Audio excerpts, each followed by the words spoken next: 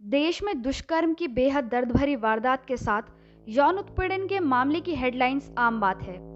आए दिन कोई ना कोई ऐसी भयावह खबर देखने को मिल ही जाती है और हद तो तब हो जाती है जब ना तो इन मामलों का कुछ हो पाता है और ना ही ये मामले कम होने का नाम लेते हैं। उसमें भी जब देश की कानूनी व्यवस्था चरमराने लगे तो पीड़ित की आखिरी उम्मीद भी टूट जाती है। ऐसा ही एक मामला जम्मू कश्मीर के हाई कोर्ट से देखने को मिला। लाइव लॉ की एक रिपोर्ट के मुताबिक जम्मू कश्मीर हाई कोर्ट ने एक व्यक्ति को अपनी ही भतीजी से दुष्कर्म की कोशिश के आरोप में जमानत दे दी है।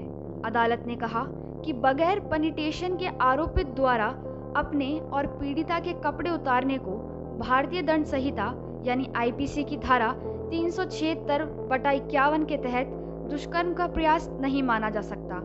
उसे जमानत देते हुए इसे पॉस्को एक्ट की धारा 7/8 के तहत इसे यौन हमले का मामला बताया।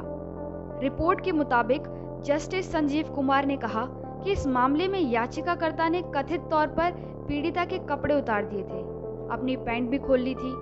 ये अपराध करने का प्रयास करने की तैयारी करने की कोशिश थी, लेकिन इस निष्कर्ष पर पहुंचना मुश्किल है कि याचिकाकर्ता का इरादा दुष्कर्म करने का था या याचिकाकर्ता द्वारा किया गया कृत्य दुष्कर्म करने के प्रयास के समान है।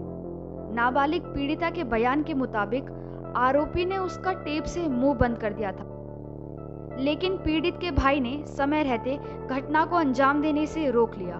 व्यक्ति को जमानत देते हुए हाईकोर्ट ने कहा कि पीड़िता के बयान पर विश्वास किया जाए तो शुरुआती तौर पर यह दुष्कर्म करने की कोशिश की तरह था, इसलिए आईपीसी की धारा 511 इस पर लागू नहीं होती, लेकिन यह धारा 354 के तहत दंडनीय हो सकता है। मेडिकल जांच में भी ये सामने आया कि ना तो पीड़िता के साथ शारीरिक संबंध बनाया गया और ना ही उसके शरीर पर किसी प्रकार के चोट के निशान थे। कोर्ट ने कहा अपराध करने की तैयारी और प्रयास के बीच बहुत मामूली सा अंतर है। हाई कोर्ट ने आरोपी पर 50,000 रुपये का जुर्माना लगाते हुए कहा कि हम यह नहीं भूल सकते कि जमानत एक नियम है, गिरफ्तारी को सही तरीके से किया गया है, इसलिए याचिकाकर्ता को जमानत का अधिकार है। लेकिन इसके साथ ही हम आपको बता दें कि ऐसा ही एक मिलता जुलता मामला तारकेश्वर, जो कि एक बिहार राज्य था जो अब झारखंड बन चुका है, उसमें ऐसे ही एक मामले में एक आरोपी को भारतीय दंड संहिता की धारा 376, धारा 511 के तहत आरोपी को दोषी ठहराया गया था। ये एक ऐसा मामला था जिसमें अदालत ने अभियुक्त को इस आधार पर बरी कर दिया कि उसने मामूली डिग्री तक भी पेनिटेशन का कोई प्रयास नहीं किया था। ये देखा गया कि अभियुक्त ने ना तो खुद के कपड़े उतारे और ना ही शिकायतकर्ता को ऐसा करने को कहा, इसलिए पेनिटेशन का तो सवाल ही नहीं खड़ा होता। पीठ ने कहा कि अभियुक्त अपराध के कमीशन की तैयारी के चरण में विफल रहा है, जबकि अभियुक्त शिकायतकर्ता पीड़ित के घर में शराब पीकर जबरन घुसा और उसके बार बार प्रतिरोध के बावजूद आपराधिक बल का उपयोग किया।